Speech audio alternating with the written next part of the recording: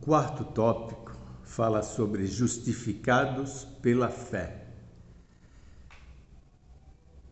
A que conclusão Paulo chega depois de explicar nossa justificação diante de Deus?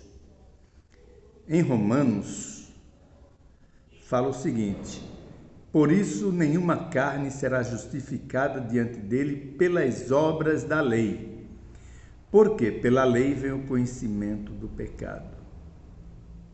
Concluímos, pois, que o homem é justificado pela fé, sem as obras da lei.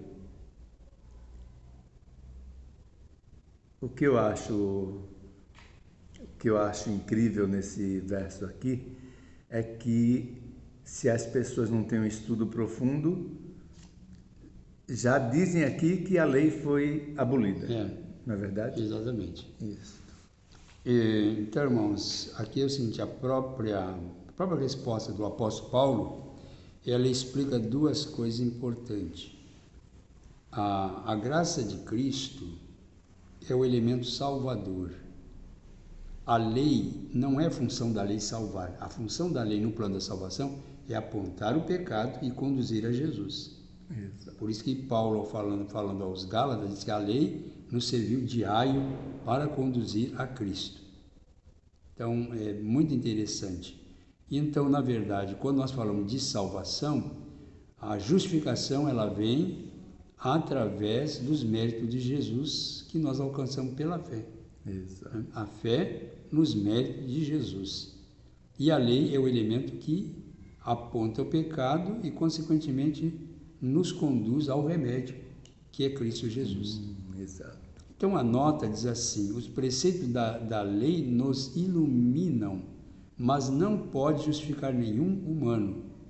Por natureza, nossa inscrição é pesado, achado em falta. Mas Cristo é nosso mediador e, ao aceitá-lo como Salvador, podemos solicitar a promessa. Sendo, pois, justificados pela fé, temos paz com Deus por nosso Senhor Jesus Cristo.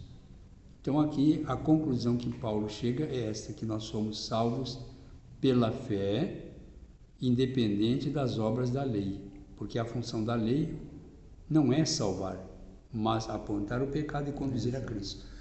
Praticamente, então, a lei condena, né? A lei mostra o pecado. Mostra o pecado. Mostra o pecado, exatamente. Exato. Né?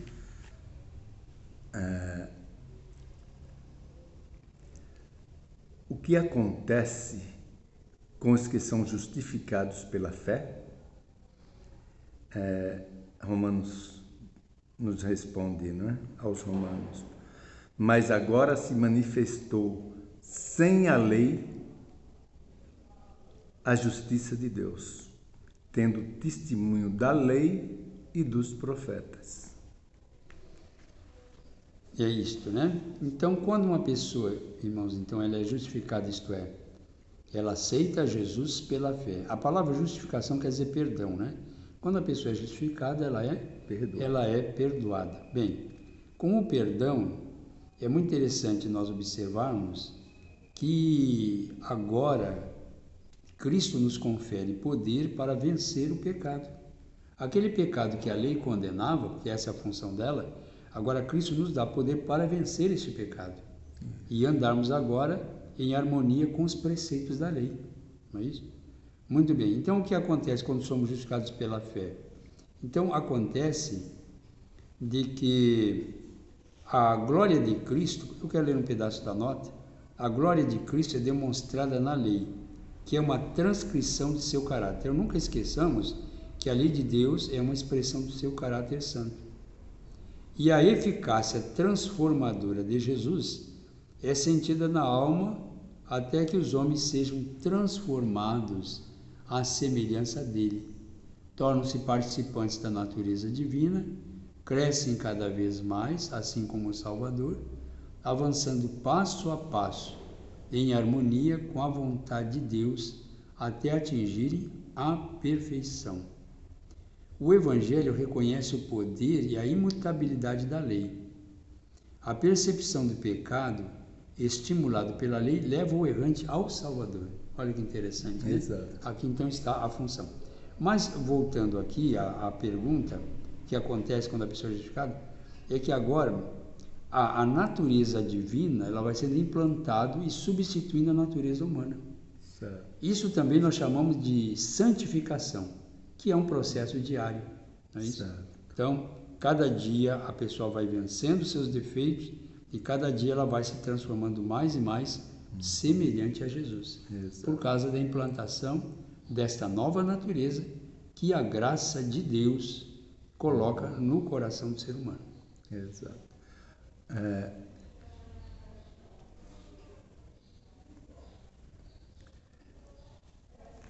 Por qual tipo de fé o pecador é justificado?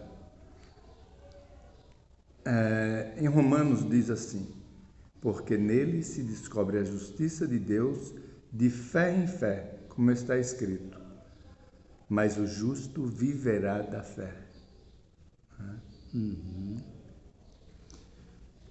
Bom, irmãos, é um fato interessante que a fé não é sentimento, né?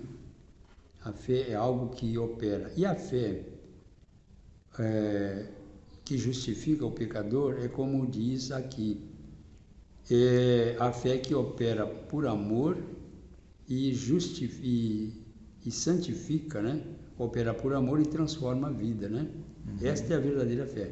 Busquemos aquela fé que atua por amor e purifica a alma, para que possamos apresentar o caráter de Cristo ao mundo. Então essa é a verdadeira fé. Quando nós falamos que o pecador é justificado pela fé, o que acontece com esta fé? Esta fé faz com que a alma seja purificada. Certo. Purificada de quê?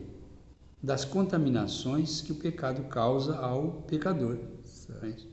Então, o ser humano, no estado natural, no seu estado pecaminoso, é comparado como alguém imundo. Inclusive a Bíblia fala, né, considera o pecado como uma lepra e o pecador como um leproso. É isso? E agora, através da graça, do sangue de Cristo, ele é então purificado. E esta fé purifica a alma, quer dizer, transforma o caráter. Isso. Né? Me explique só um negócio. O irmão falou que a fé não é de sentimento. A fé não é um sentimento, exatamente. Porque, irmãos, o sentimento é uma coisa assim momentânea, instantânea. Não é isso? A fé é sentimental. Por exemplo, às vezes alguém ouve a palavra de Deus e ele fica assim como que arrebatado. Certo. Então, é verdade que às vezes numa pregação, na exposição da palavra de Deus, entendemos que às vezes os sentimentos eles devem atuar também. Mas aqui, a fé, ela, mesmo passado aquele momento de êxtase, se é fé verdadeira, ela permanece. Enquanto que o sentimento, ele dura pouco. Passageiro. Às vezes a pessoa chega em casa, qualquer coisa que o contrarie, já perde aquele impacto que ele sofreu ao ouvir a pregação e volta à mesma velha vida, sem nenhuma transformação. Isso é uma fé, é sentimento que não é fé. A fé, ela age como isso aí, ela purifica a alma. A pessoa vai de vitória em vitória, né? E vai vencendo os seus defeitos. Enquanto o sentimento, ele não transforma a vida, né? É apenas uma emoção. Sentimentos ou emoção, né? Fé emocional, emoção, sentimentos, né? Amém. Deus abençoe a todos. Amém.